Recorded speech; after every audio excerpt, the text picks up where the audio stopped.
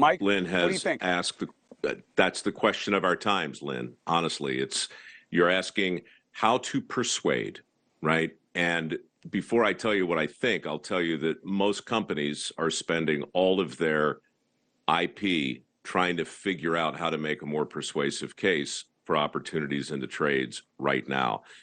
What I've learned through my foundation, we've awarded 1,700 work ethic scholarships over the years.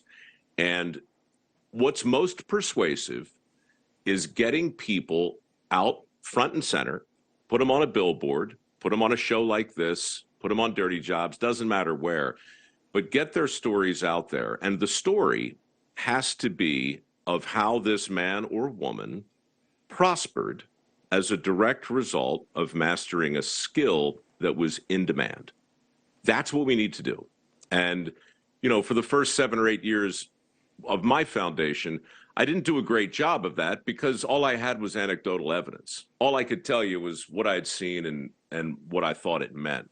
Now, I can go back and I can show you a 10-minute video of Chloe Hudson, a 28-year-old woman, beautiful woman, who's making 180 grand a year welding. Now, you need to hear her story. The current generation needs to see her story because their BS meter is finely tuned, Lynn, finely tuned, and they will smell a rat. They'll smell a marketing campaign the second it gets out there. We need real world examples. We need to provide parents and guidance counselors with evidence that demands a verdict because the facts are on our side. Paradoxically, the more you go into the metropolitan areas, the more people lose contact with that. Where Christina and I have chosen to be with the kids, there are a lot of people. My passions are fishing and working on old cars. And then when I really can't get them, I have to go to my brother because he's an actual mechanic. And I can't tell you how many offshore fishermen I know who have $300,000, $400,000, $500,000 boats, and they're electricians because they're also businessmen.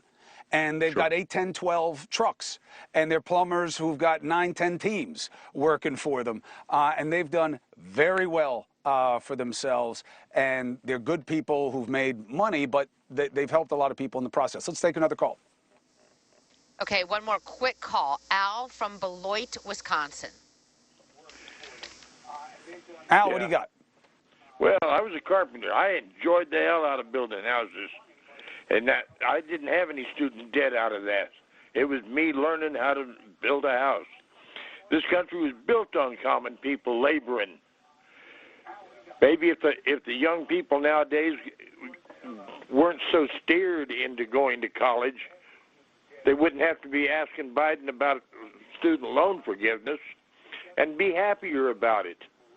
They're doing something with your hands. There's going to be a demand for aircraft mechanics. There's going to be always a demand for a plumber. And they make good money. I mean, look, it is the social persuasion, Mike. I'll give you the last word on this. But I also want you to know this. You're a busy man. You got a lot going on, and I love watching it. You are always welcome to tell those stories here. When you have something that you're like, hey, you know what? This makes the point because I believe in it. I think we've made a big mistake pushing secondary education people on the way we have, not financing trade work. It's hard to get apprenticeships. And more and more, I got trades guys in my areas. They'll talk politics and immigration to you all day, but they'll hire people who aren't legal all day long. Then they'll say, well, that's different. So, that's a morass. Whenever you want to come, you're welcome. But what's your final thought based on what the man just said? I think a good way to land the plane is to finish where we started. You can hear in Al's voice a passion. You can hear a frustration. But when a man identifies himself as a carpenter and talks about the joy of building a thing, you're hearing an artist talk about his tools, talking about his trade, talking about the stuff that makes sense to his brain and his hands at the same time. That's what we got to do, Chris. We've got to reconnect that thing that goes from your brain to your hands, not separate it with the color of collars. But look, I want to hear from Al. I want to hear from Lynn. I want to hear from young people who are getting started in the trades because it's the stigmas, the stereotypes, and the myths and the misperceptions that have a whole generation brainwashed. They don't think they can make six figures welding or plumbing. They're wrong. Hey, thank you for watching. Please go to newsnationnow.com, newsnationnow.com, and you can find News Nation on your television provider. And don't forget to click the red subscribe button down below. Then you will get more of News Nation's fact-driven coverage.